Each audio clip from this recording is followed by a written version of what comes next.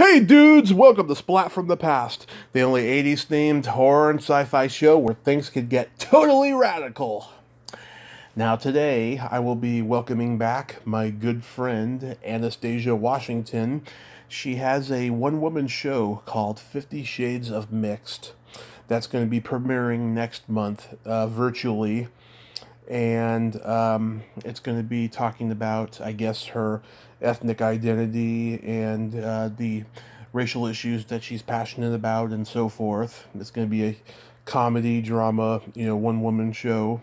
And if you haven't seen Anastasia, check her out. She's very talented, and I love having her on the show. It's going to be great talking about that. So, yeah, here is my new interview with Anastasia Washington.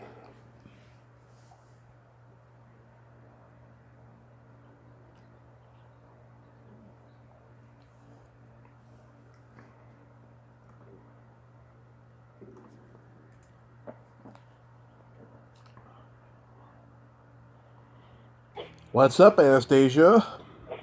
Hey, nothing much. Just living. How are you? Here we are again in this clusterfuck pandemic. How have you been? Because I've been so worried about you. Oh, thank you. I've been, hanging in there. There's been some tough days, but overall, I'm doing pretty good. Yeah, I mean, I just see your postings on Twitter, just how passionate you are about this Black Lives Matter thing, and it's just my heart aches for you. Thank you. Yeah, I mean, as a person personally affected by, this, this cause of Black Lives Matter, it's been hard. It's been hard, but there's been some really fun and good times along the way as well. Comedy is really keeping up and going, finding a way. Comedy finds a way. You will. Yeah. That's a nice thing, because I think when we first got into this pandemic, we were wondering what was it going to look like for performers, and it's definitely changed, but people are still, still creating, still doing, so it's good. Yeah, suddenly this virtual comedy thing started, and I'm just like, what the fuck? Yeah, I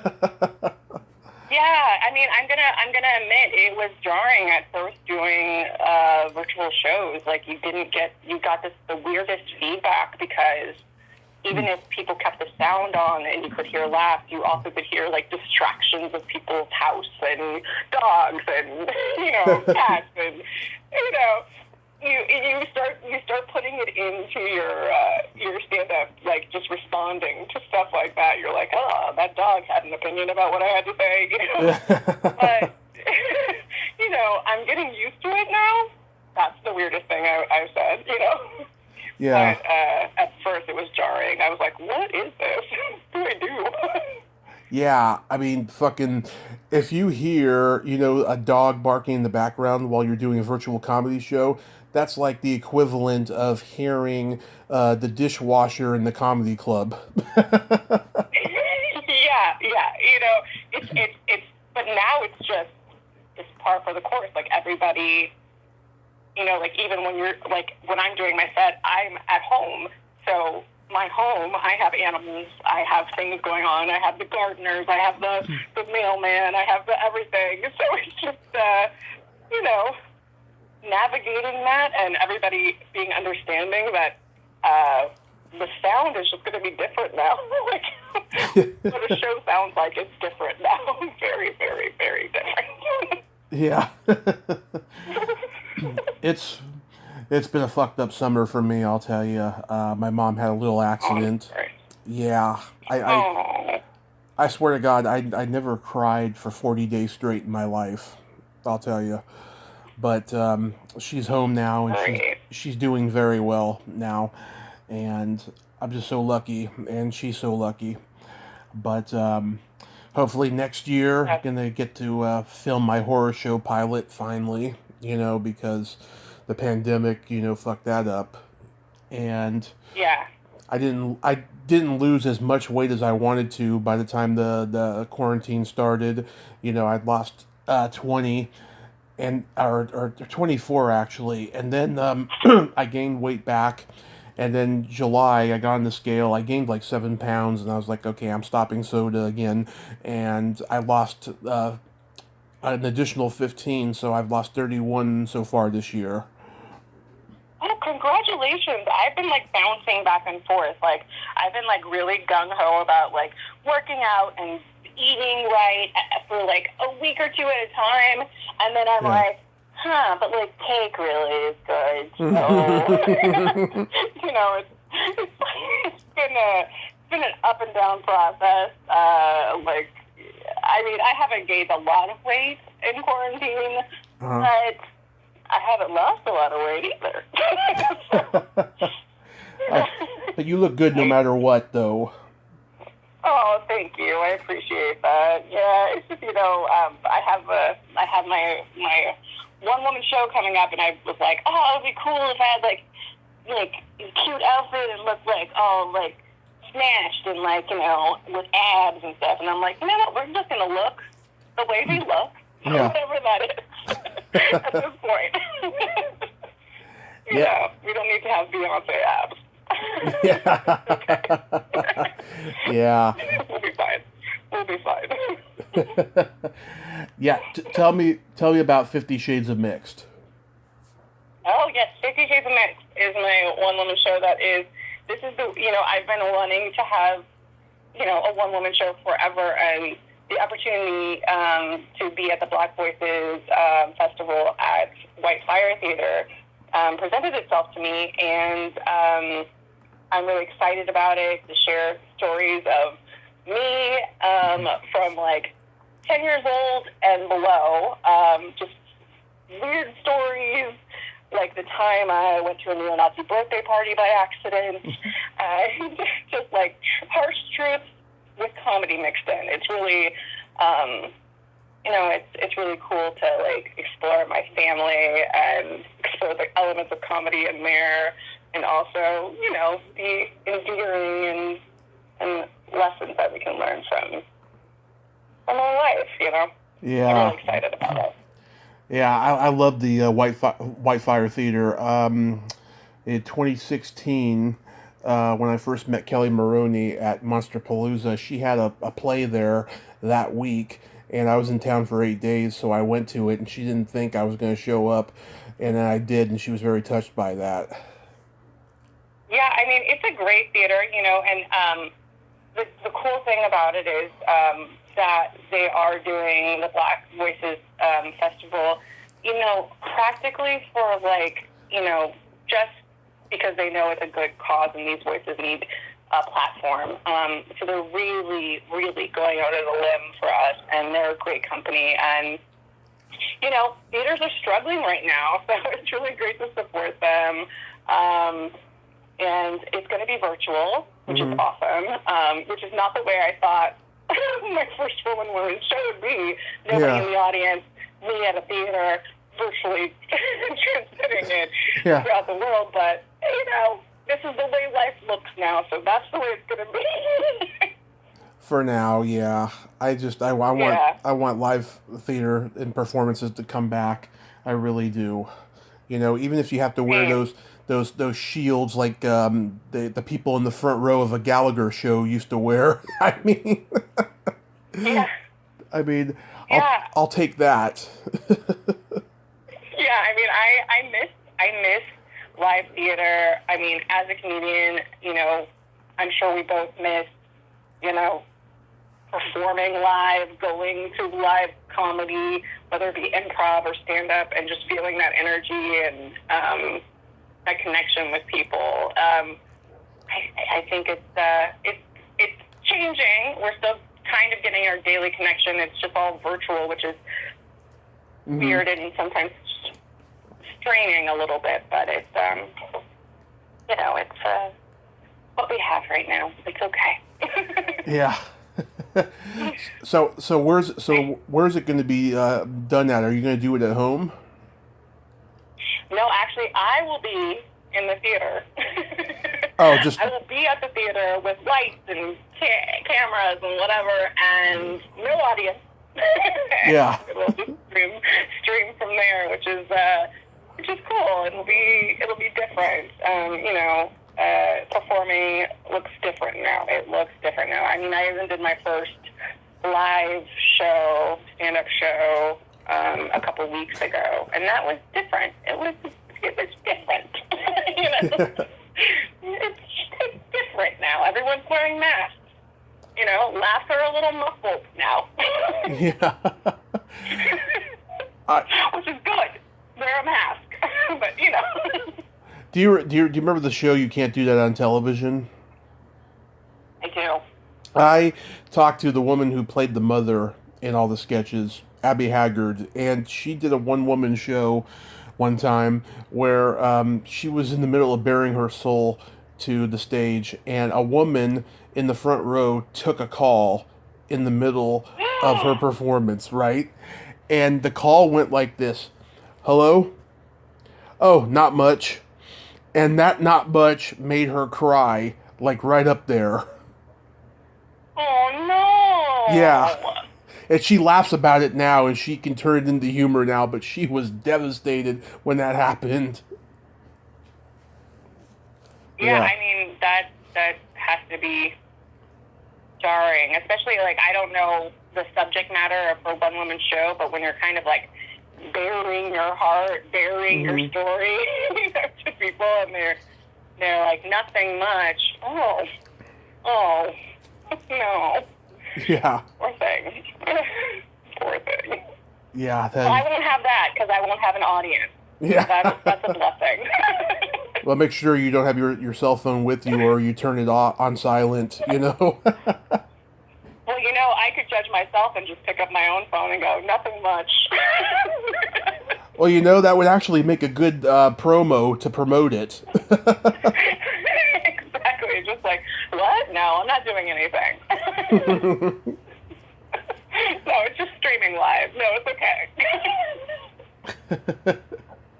So, is it going to be a show primarily about growing up mixed? It is. It actually dips a little bit into my childhood as an actor. It doesn't go completely into what it's like being on set and stuff, but it does talk about a little bit about what it's like being a child actor. I feel like if I was to do another show about my childhood, I would do one either about my teenhood, which is crazy, or I would do one about just being a child actor, because I felt like it was too much to put in, because that's a whole nother bag, it's a whole nother thing, and I think people have a lot to digest with one subject matter at a time. So it's if I do it again, childhood acting stuff will definitely be on there, because it's weird. I don't know, there's just been a lot of reminders of stuff I worked on as a kid coming up lately. I was watching this show on Quibi. I know, I watched a show on Quibi, you guys, called Murder House, and the last 3 episodes are about a house and a murder that happened in this house that when I was a kid, I auditioned to replace the girl that was murdered in that house. And I was like, that is a weird, weird story that needs to be somewhere. I don't know where it needs to be, but it doesn't quite fit in this show, but I will figure out another way to put it in. Too strange. It's too strange, because as a kid, I didn't know the story, and then now I'm seeing the story, and I'm like, wait, that's why I auditioned for that role? That's weird. That's sad. That's horrible. I have more to write about in my 20s than I do about my childhood, because essentially my childhood was this: went to school, got bullied, went home, became immersed in pop culture, watching movies and television, listened to arguing that was going on in the house, and that was about it. But then, once my grandmother died in 2002, I was on a roller coaster ride adventure. Oh, yeah. I mean, it's weird because, like, I think my teenhood will be a little bit like that. It'll be a little roller coastery ride. Well, my childhood too, a little bit. But I don't know. My 20s, I feel like I just was like a psychotic female for a bit. Why? I don't know if I want to tell that show, but maybe. Why? What did you do? Like, no, like, I just, I think my 20s, I was, like early 20s, I was kind of in, like, a bad relationship, and I think, like, sometimes when you're in a bad relationship and you're in love with somebody that's just, like, it's just not a great relationship, you both are just crazy. Like, I look back at this stuff and I go, why would I even, like, do that? Why would I stay in a situation like that? And why? And, like, I don't even recognize myself in the situations, Yeah. I think it's just, like, I don't know, it feeds off this energy. Like, when you're in a bad relationship, you're just, like, feeding off each other's bad habits. I can't. I'm like, oh, my God, I'm so not that person to date anymore. Like, I would never, I would never be that way. So, it's learning.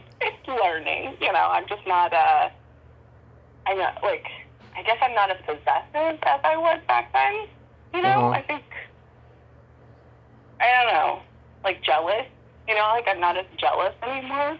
Like, if my boyfriend at the time, like, right now was like, hey, I have to go somewhere, I'd be like, cool. Yeah. Talk to you later. Back then, I'd be like, no. And he'd be like, no. You have to do something without me? No. Like, it would be, like, both ways. Like, so I was like, I'm so glad that is not me. It's just okay. Yeah. It would be the weirdest show. It would be the weirdest show. Just be like, I would just be like, I am sorry. This was my psychotic phase. I'm so sorry. I do not recognize this person at all. How long is the show going to be? The show is about 45 minutes. Mm-hmm. It's a quick under an hour show with lots of visuals. Uh-huh. There's lots of videos and pictures, and I will sing and tap dance at one point in it as an adult, as me right now. If you've ever wanted to see a tap dancer that used to be amazing and now is 30-something years old and trying it again, you can get to see that on the show. Any swearing? Oh, yes, for sure. I do talk a lot about the N-word. I don't say it in the show. Really, I say the N-word, like I say it as the N-word. Mm-hmm. And I say it once. I say it once in the show for dramatic effect because I am literally quoting my father. But that was one of the things I had to kind of like figure out how I felt about saying that word. Mm-hmm. I don't like it.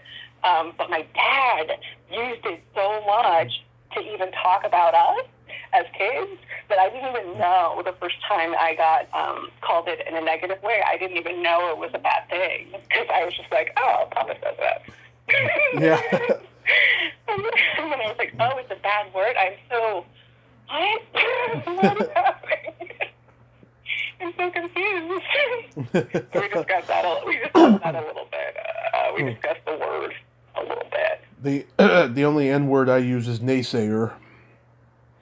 Naysayer is a great word to use. Yeah. Yeah.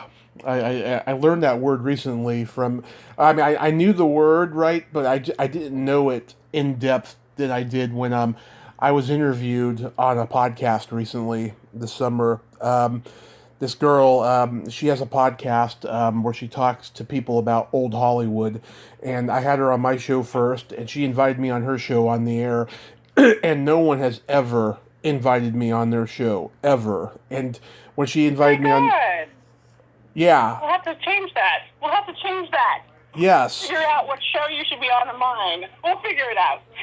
Yeah, so she invited me on the air, right? And I didn't think she was serious, right? Until she sent me a message afterwards. And we did it the following week, and it was great. But my mom didn't get to listen to it because it was the day before she got hurt. But we're trying to make time now to just sit together and listen to it. So I'm happy about that. But yeah, she used the word naysayer, and I was like, I haven't heard that word in a long time. I need to really study it because that's a really good word. And then I did, and now I use it all the time. Yeah, I think it's cool. Like, bring it back. You know, make it a thing. Yeah. Make naysayer a thing. Like, I like bringing back old-timey words. Yeah. I sometimes say old-timey words, and then people are kind of, like, not, like, I say okie dokie, and, like... I hate when my mom uses that word. I say okie dokie, and my brother-in-law, I always used to say it and, like, text it, okie dokie, and he was like, oh, you're actually saying okie dokie, like, legit, you're not making fun of it. And I'm like, no, I'm just literally saying okie dokie. He's like, I really thought all these years you were being sarcastic. And I was like, no, I just say okie dokie. He was like, I don't know how to take that. I'm like, okay, all right. Reminds me of the blue elephant in Beverly Hills Cop 3 at Wonder World. Oh, yes. Yeah. Yes. I mean, maybe that's where I got it from. I have no idea where I got okie dokie from. I don't know. Nobody in my family says it. Yeah. Do you know, like, a fanny pack is called a fanny pack, right? Mm-hmm. And to me, a fanny is your front, right? Everybody in my family thinks the fanny is your butt. And I was like, what? And it was just like a couple years ago that we had this discussion. I was like, no, a fanny is your front. And they're like, no, the fanny is your butt. And I was like, I don't know where I came from. I don't know where I came from because I have such opposite ideas sometimes with you guys. I have no idea. I might be from another dimension. Maybe. Yeah. The Mandela effect is definitely me. I guess I'm from another dimension. How many podcasts do you have now? Because you have many. I do, and I think it's getting better or worse depending on how you look at it. Yeah. Now that the pandemic is happening, because it's just such a good and easy way to produce content right now. Yeah. But actively, I have Serial Killer, which we pair. I listened to that one. True crime and breakfast cereal together. Yeah. I have one called Hysterical, where we talk about historical figures, and I have Haunt and Hops, where we talk about paranormal. It's not always just ghosts. We've been wanting to dip into aliens, but I don't know that.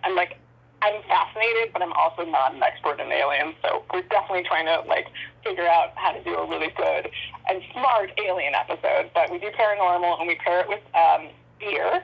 And, and I do another one called You Can't Do That Anymore, where we take a film, like we have a guest on, and that person picks a film that they think is problematic. We talk about it.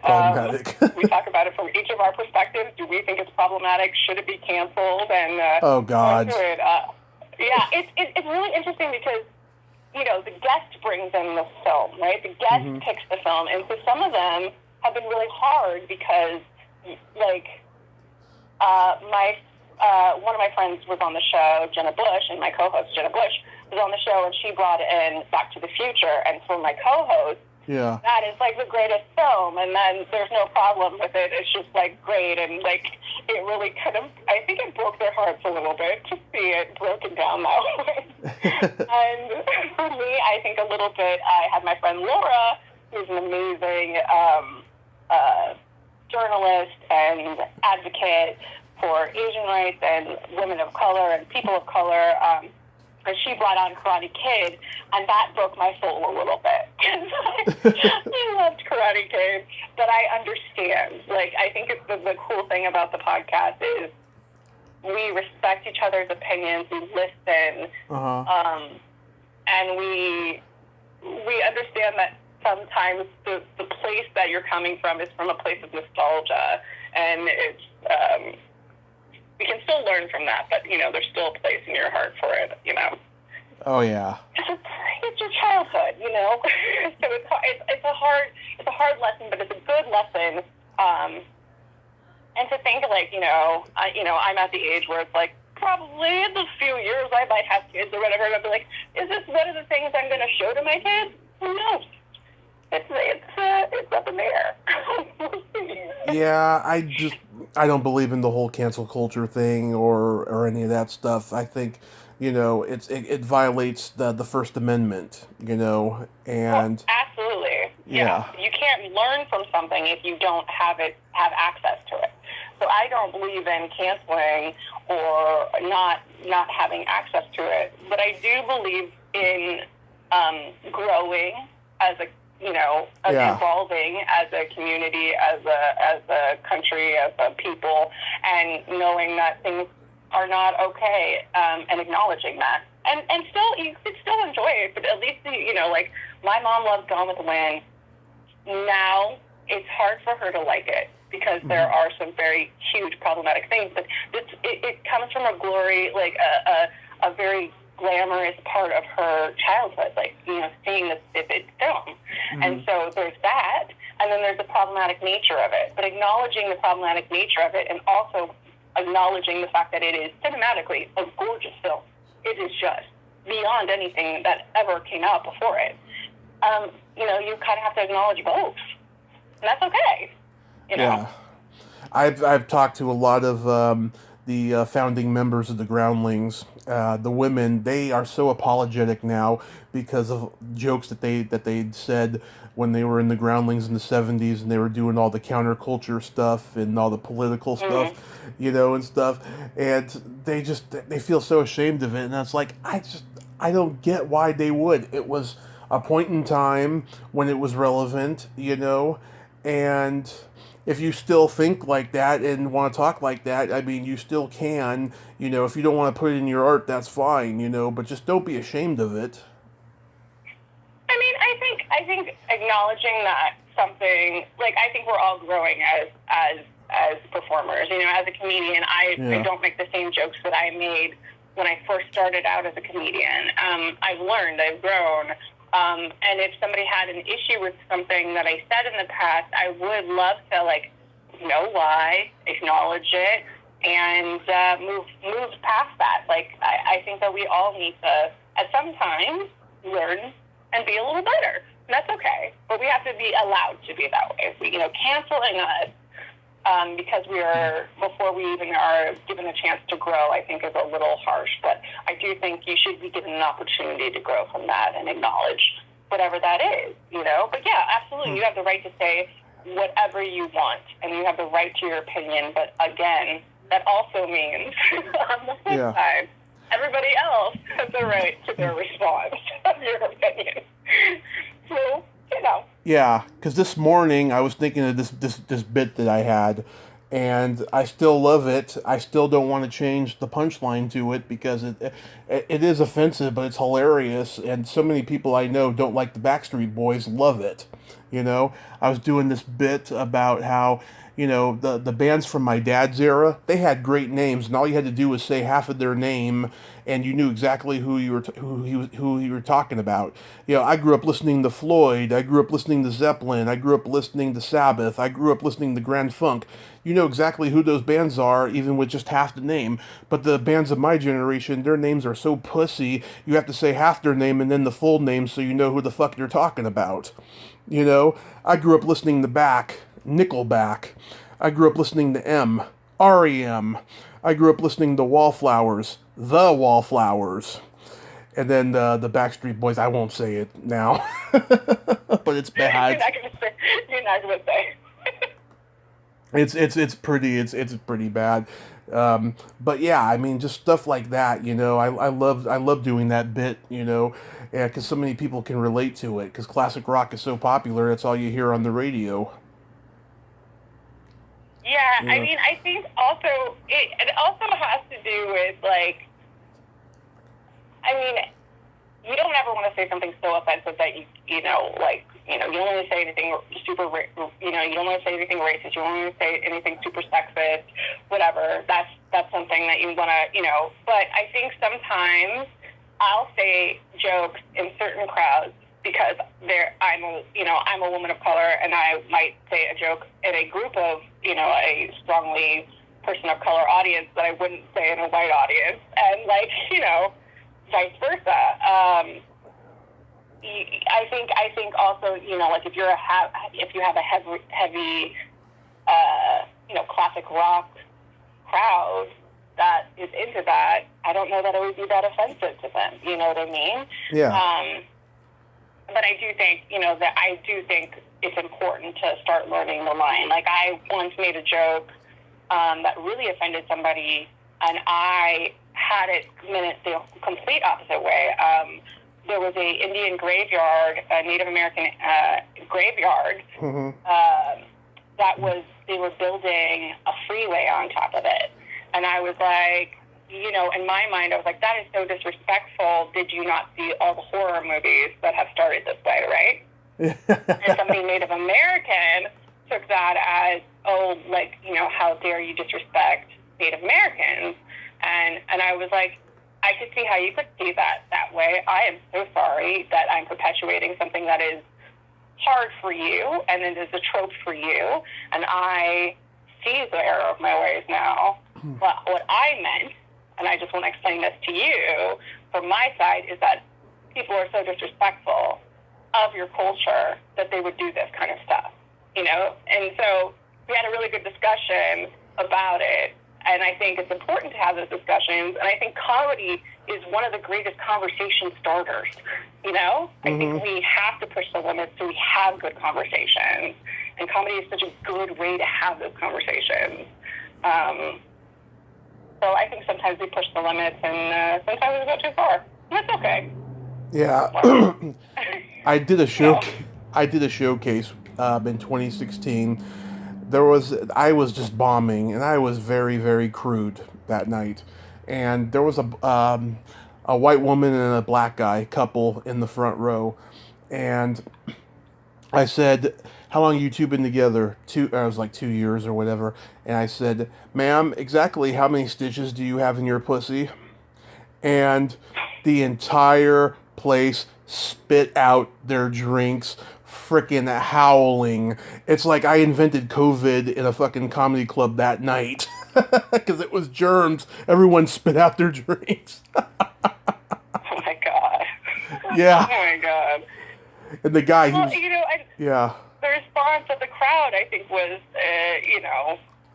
was good. So, Yeah, the guy, he was laughing out loud, and his wife was like looking like, I just want to get out of here.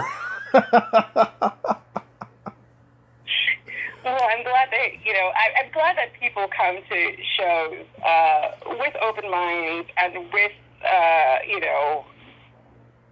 don't know, the open-mindedness to allow people to push the limits and speak comedy in a variety of ways there, Yeah, and this is at the legendary Purple Onion in San Francisco, which has a different name now, and it wasn't the Purple Onion anymore at that time when I was there and stuff. It was all cleaned up and looked really nice and stuff.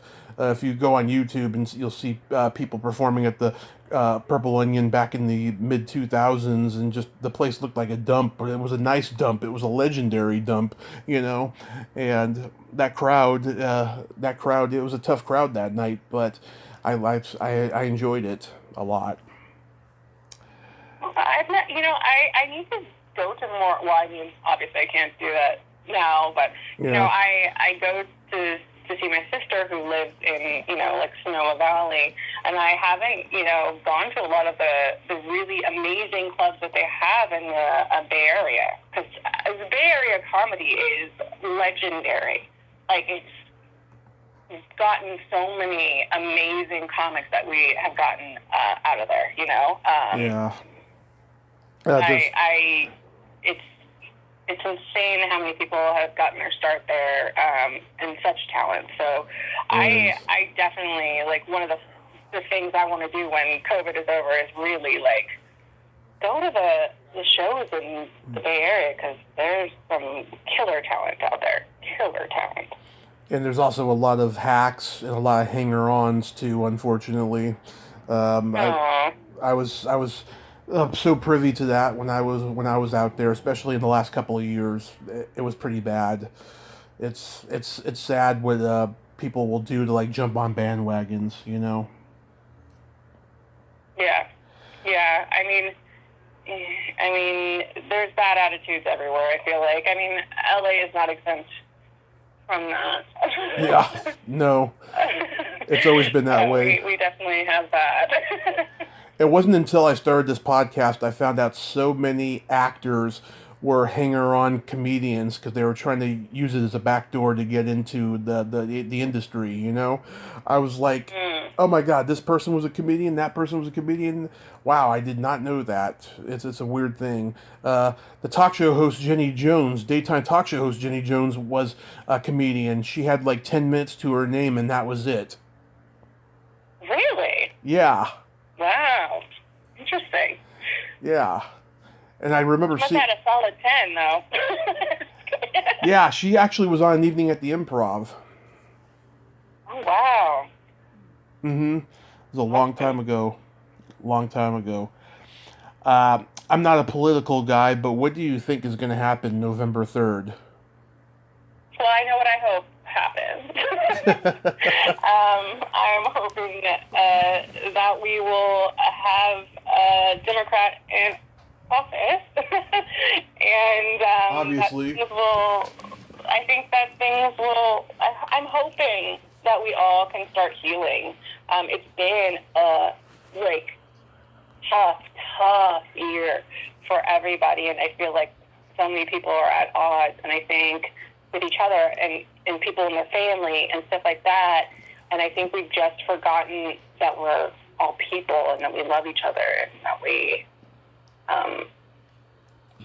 have, you know, stuff to share with each other. So I hope in November, as my birthday present, that everybody starts loving each other again.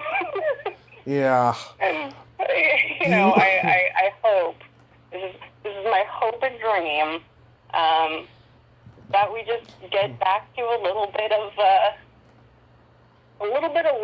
I don't know. Yeah, let's love each other. Everyone's getting pregnant anyway during quarantine. Let's just turn it into love.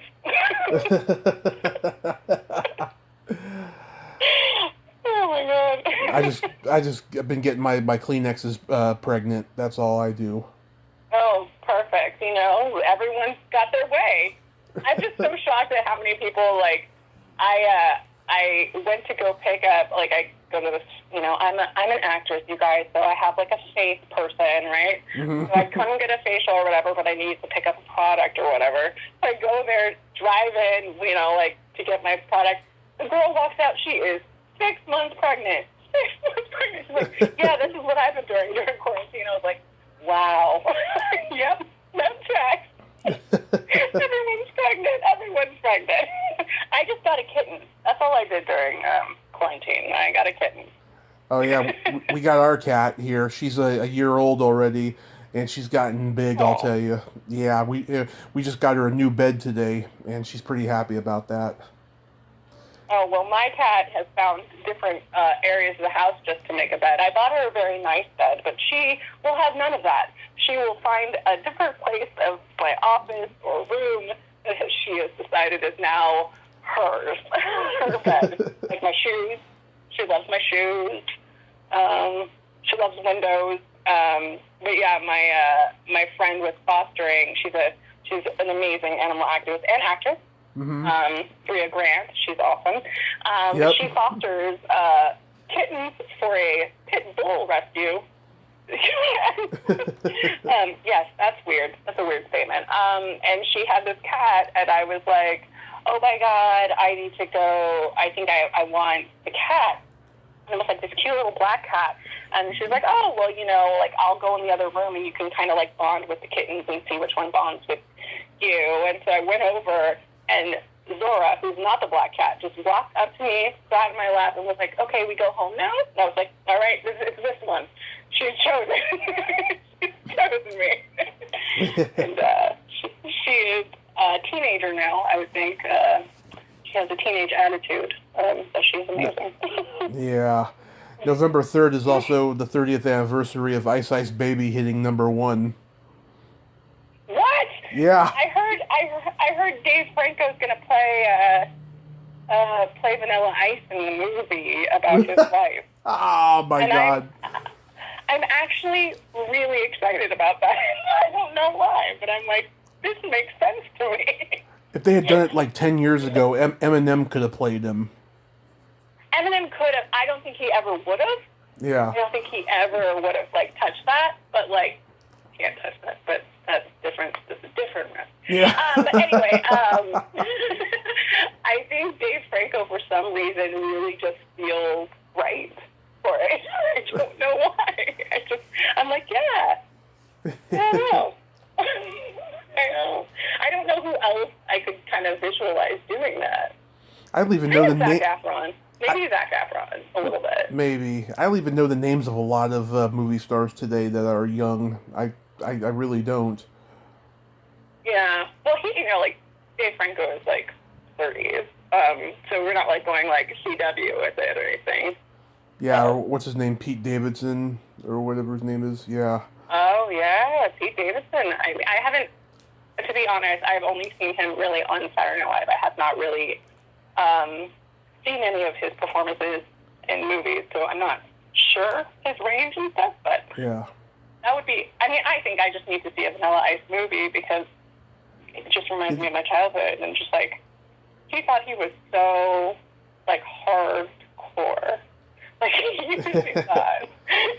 Did you? Insane. I remember him being on like a rewind show on, like, VH1 or MTV or something. Yeah. They had him on for, like, I think it was, like, I don't remember who the hosts were, but anyway, he got, like, really upset on set and just, like, destroyed big part of the set. And I was like, oh my God, this is, like, not, like, a planned thing. He's really destroying the set. He's really, okay.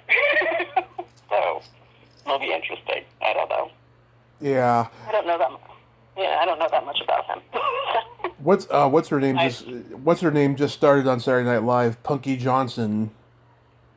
Yes, she actually was in a couple of my friends' shows and stuff like that. So it's really cool because a lot of my friends are good friends with her, and they're so happy. And they say she is the nicest. So yeah, really cool to see, somebody up there. In your realm, you're like, well, maybe next me, maybe. Yeah. Oh my God, going back to that girl who interviewed me. So I found out a couple weeks ago she has a secret life of doing porn. Oh. She does like modeling stuff.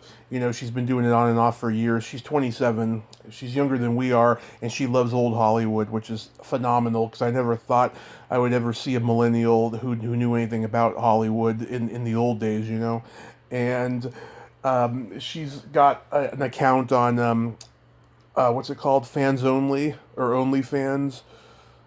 Oh yeah. Yeah. She's got an account, and she just started publicizing it after keeping it a secret, and she's put suggestive pictures of herself on Twitter and Instagram. She doesn't do it on Facebook because they'll take them right off. But she has videos. I'm gonna try to put some money together and subscribe to it. I want to see what she does on camera. I'm just so curious. Yeah. Yeah. I haven't really, I've been hearing about OnlyFans, and I kind of know what it is and stuff, and I was, like, looking into it, and I was, like, kind of looking at it, and I still don't quite know. Like, I think you don't have to be into porn or, like, steps to have an OnlyFans, right? But Right. it is majority of people on there are. Yeah. Right? It's a platform. Right. Yeah. I'm like, is it a platform for porn, or is it just there is porn on there? But you know what I mean? Like how Tumblr is. Like Tumblr was like a place you could look for porn, but also Tumblr was just like you could read, humble recipes. So I don't know. I still don't quite understand what OnlyFans is, but Yeah, I mean, if she masturbates on camera, I want to see that. I hope she's an artist when it comes to that. Yeah. I see the art in it. I know that's sick, but I do. I mean, listen. I am a very open-minded individual. I used to work at Hustler on Sunset. I've seen a lot. I'm not shocked by a lot. Sometimes I'm grossed out by a lot, but I understand it. That's natural. Yeah. When I was working there, people would come in and they'd be like, "Do you have squirting clown midget porno number 5?" And I'd be like, "I'll be right back. I just have to check in the back." And I'd just be like, "Yes, actually we have 5 and 6. Would you like them?" I would. To each his own. Yeah, I'd be very comfortable going to a sex shop that you worked at. Yeah, I try to make everyone feel comfortable, and if I did have a visceral reaction, I would just be like, "Actually, I have to check in the back room." Yeah. And I'd just be in there having a reaction, come back out, and just be like, "Yes, sir, I do have that." Just take a moment. Yeah. Because you know what, everybody has the right to their kink. They do, and as long as it doesn't hurt anybody, and it doesn't exploit anybody, I feel like sexuality is an open exploration for people. And just because it's not my thing doesn't mean it's not yours. And I try not to be judgy. I might have a visceral reaction to certain things. I realized that I didn't like. I'm not really into furries. We had a huge furry following for a while of one of my podcasts, and it was great. They were very supportive and nice and sweet and all that to us. But for some reason, I just had this like weird reaction to the act of like thinking of that kink, right? And then I realized, do you remember in The Shining? There's a scene in The Shining where there's like a bunny rabbit and a bear, like, yes. Having like blowing each other. Or something Yeah. like that? Do you remember that? Yes.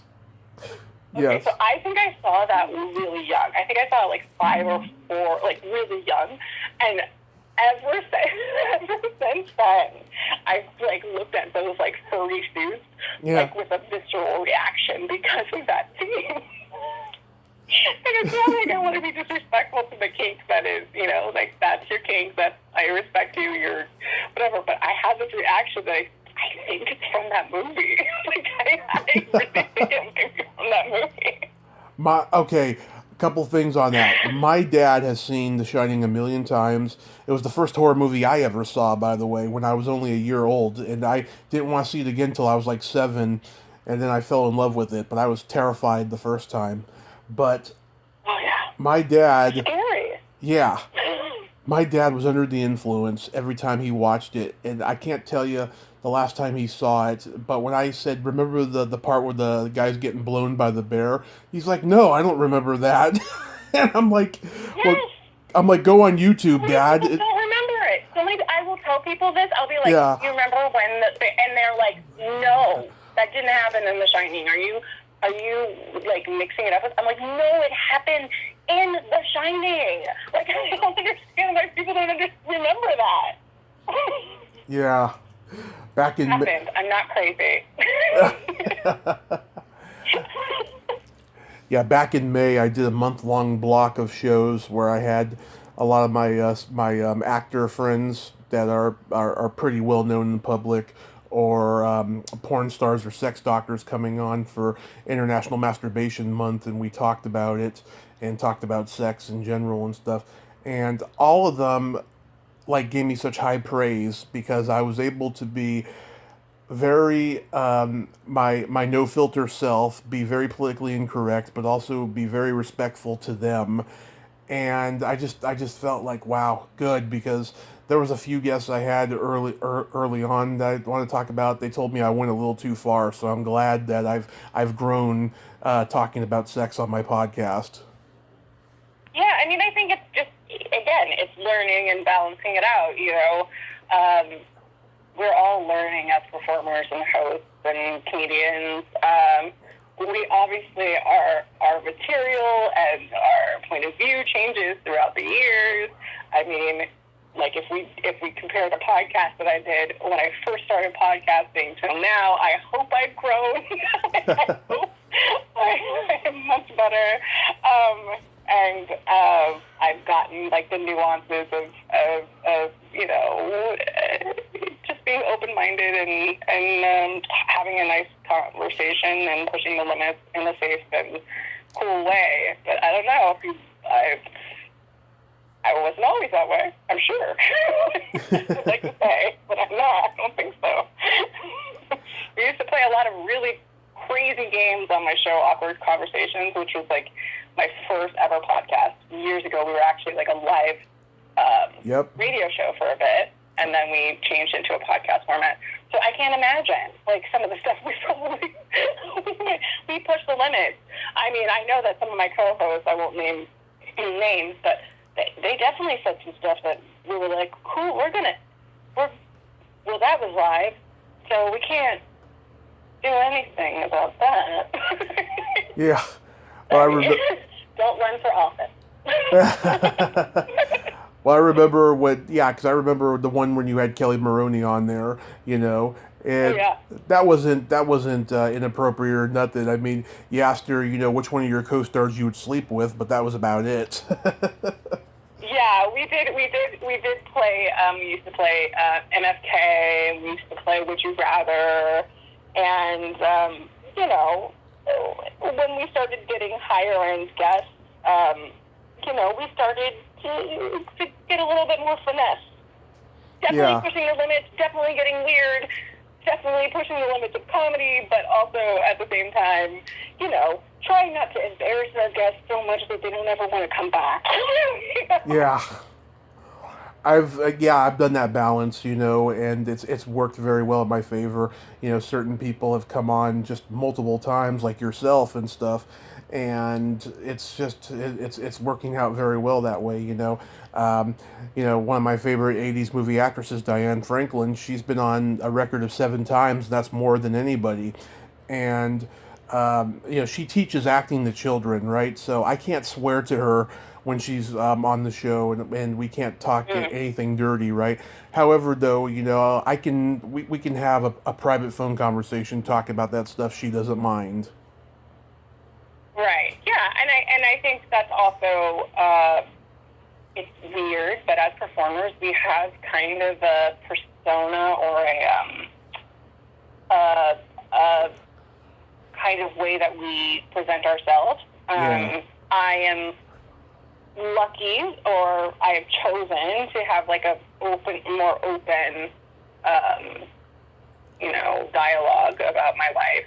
But I respect when people are not like that, because you know, they've chosen to do more wholesome comment or wholesome projects and stuff like that, and I get it. Same here. It would not go with their life. But I don't think I'll be doing, you know, Blue's Clues or anything soon. So, you know. Yeah. I mean, I would never. They're not coming for me. Yeah, like I would never talk to you know, a 90-year-old legend like Marion Ross about that kind of stuff or anything like that. She called me back after the podcast and told me I was a gentleman and that she had a great time. So, you know, that's good. That's really good. So I love, you know, that kind of stuff. Yeah. There's a couple podcast guests of mine who I won't name on the air who have been hinting they want to fuck me in the future, and yeah, when next time I'm in LA, I'm there because I need it after this long COVID. Yeah, after this long COVID, you know, I think that I don't know necessarily if they've looked at like my picture or anything. I think they're in love with my voice. I think I've become like a podcast Cyrano. I like it. Yeah. That's a good reference. I think that's another old-timey reference, and I like it. Well, if it happens, then they can see how generous I am sexually. I'm like a sexual Santa Claus. I mean, put that on your dating profile. Come on. I have not used internet dating in a long ass time, and I don't plan on it. I am definitely not good at online dating, but I've tried, and then I mean, honestly, I do a true crime podcast. How far do you think I can get with online dating? Have you heard Lisa Simpson's true crime podcast? No. Oh, to hear Lisa Simpson say fuck is hilarious. She says it Well, I'll have to. over and over again. I forget the name of it. I don't even know if she's still doing it. It's been a couple of years, but she had one where they were talking about true crimes that happened in Hollywood and LA back in the day and stuff. Really noir type of stuff, And just hearing her say fuck and shit and all this, it's hilarious. I can't wait to check it out. I'm always looking for new podcasts to check out, even though sometimes I get a little podcast out. I'm going to tell you, because I edit. I'm sure you do as well. I edit some of my podcasts, and it gets a bit much sometimes. Listening all the time. Yeah, I don't do it as much anymore because YouTube editing studio is really terrible now, So I tell everyone, if you don't want to talk about certain things, choose your words wisely because it's going to take all day. And then there have been a couple times when I went back to edit something again later, and I literally lost like the last few minutes of the episode because the friggin' it was all screwed up. The studio was all screwed up, and like there was like a power outage over there or something. Yeah. Yeah. I mean, there's been a lot of, the most annoying thing about podcasting a little bit now, you do it through the phone, so that's kind of good, but I do a lot of them through, Zoom, and people's connections and just technology with everybody being on the internet now during quarantine. We've had some very interesting podcast episodes where, we had one recently where my co-host was just talking and then he would just freeze and we would just be like, okay, well, you gotta say that again. You froze. So we have no idea what you said. And it was frustrating, but, at least it was something. Yeah, that podcast is called Small Town Dicks. Small Town Dicks. All right, I'm going to check it out. Yeah. Do you have any plans for Halloween? I might be going up to see my family. I don't know. Unfortunately, my niece has a kind of weird birthday time of being very close to Halloween, and it's very hard for kids right now. So I might be, traveling up to spread some cheer for a little girl who's very isolated right now. So I don't know. I don't think I'm going to be doing anything crazy adult fun. It'll be fun. It'll just be like family time, I think. Yeah, I don't know what I'm going to do. Just probably watch horror movies like I do every year. I'm certainly podcasting a lot this month, getting horror people. It's been very difficult, though. People in general, I've been getting a lot of interviews, but people in general, they're so distressed about this whole pandemic that a lot of them are not spending time on the computer, I don't think. Yeah, I think it's hard because, at the beginning of the pandemic, people were like, oh, let's do happy hours, let's do brunch over Zoom. And now I work so much over Zoom and the computer. And, when somebody's like, let's Zoom or FaceTime, I'm like, I am exhausted. I don't want to be on. And it's just It's a lot. It's draining. Yeah. I'm trying to find some old black and white horror legends that are still alive to interview, and I've already interviewed most of them, but the one I want that he's so hard to get in touch with is Arch Hall Jr., who did the movie Ega, which was a caveman horror film in 1962. Oh. Yeah. I think I've heard of that one. Yeah, it's a creature features public domain movie. His father, Arch Hall Sr., had made it. He directed it in 1962. Richard Kiel, who played Jaws in the James Bond movies, he's the main caveman in the movie. It was his first one too. And Wow. yeah, and Arch, he's got like two Facebook, his personal page and his fan page, and then he's on Twitter and LinkedIn and stuff, and he's got an email on his website, but he hasn't he hasn't responded and stuff. But I see him post on Facebook like every 5 minutes every day and stuff. But hopefully I can get him before the month is over. Yeah, I mean, this is a time to talk horror. But you know what? Well, I'm a big horror fan, so I think it's all year round to talk about horror. Yeah. There's never not a time. You know, like, me and my mom are big horror fans. We watch every new horror movie that comes out, pretty much.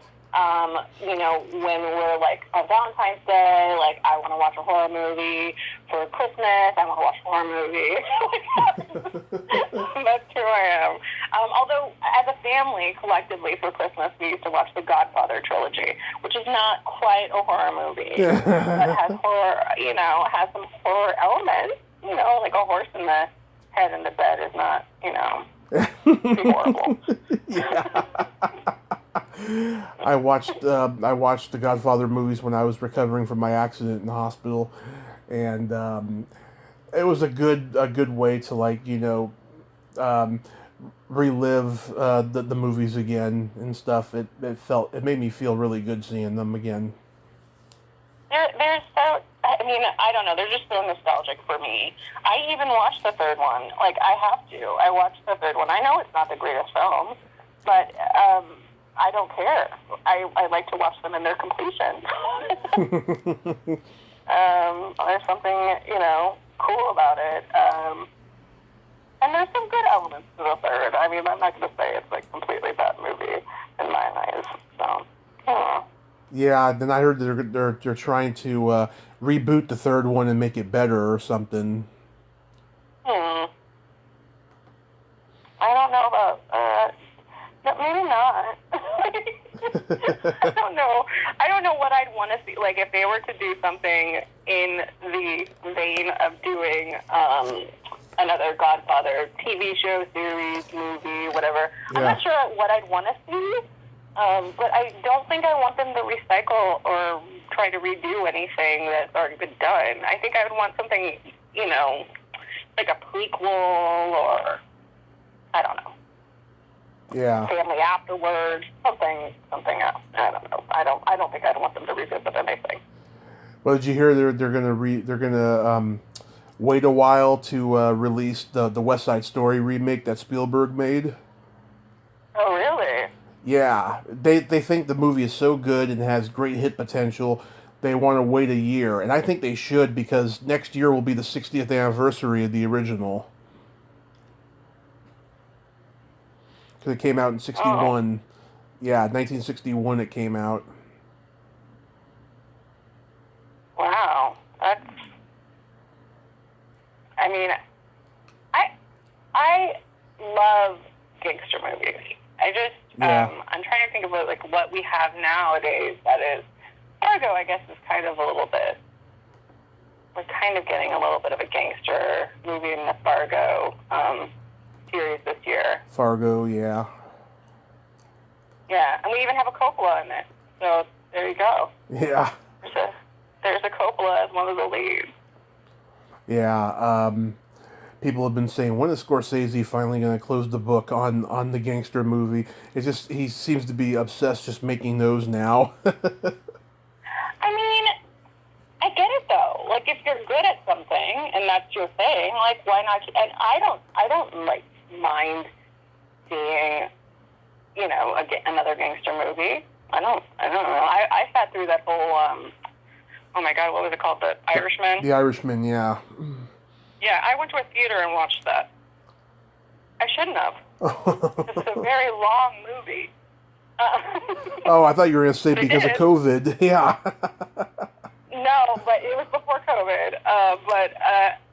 Like, I sat in a theater, and I was like, I'm like, you know, like I started like getting antsy because I really didn't realize how long it was, and I started getting antsy, and I was like, why am I getting so antsy? And then I realized when I got out of there, I was like, oh, it's real long. That movie really long. Yeah. I heard it was a long movie, yeah. And I remember before it came out, Sebastian Maniscalco was talking about it on podcasts and stuff, and talked about how amazing it was to work with De Niro. I mean, I can't imagine working with him. He's got to be. It's got to be a dream. I don't know. I mean, it is professionally, but you know, he's a guy who's very shy. He doesn't really open up to anybody unless he knows them and stuff, and he spends a lot of time in his trailer. Yeah, I mean, it's fine. I would just like to be around his greatness. Oh my God! So what's the actual date of the show? So it premieres November 13th, and if you buy tickets, you get a 48-hour to watch the link. The link will be sent to you, and then I'm pretty sure I'll be on demand. But I'm not sure about the pertinence of that. But if you go to the Whitefire Theater website, you'll see me in all my glory and in a 90s era like sweatshirt, and you can buy your tickets there. Not gonna do any cleavage. No, you know, I went completely best friend with it. But although if you do go to my Instagram, I just did a really cool bathtub shoot, so I've been releasing those photos and advertising my show with it. So if that's what you want, you can get that. I come at you with all multi-level marketing. I see the one with you in the Fruit Loops, but I don't see that one that you just mentioned. Oh, yes, they're coming. Don't worry. Awesome. Hopefully, maybe I'll touch myself when I see it. You know, you do you, boo. I got a joke for you. Okay. What did the elephant say to the naked man? What? Man, how can you breathe out of that thing?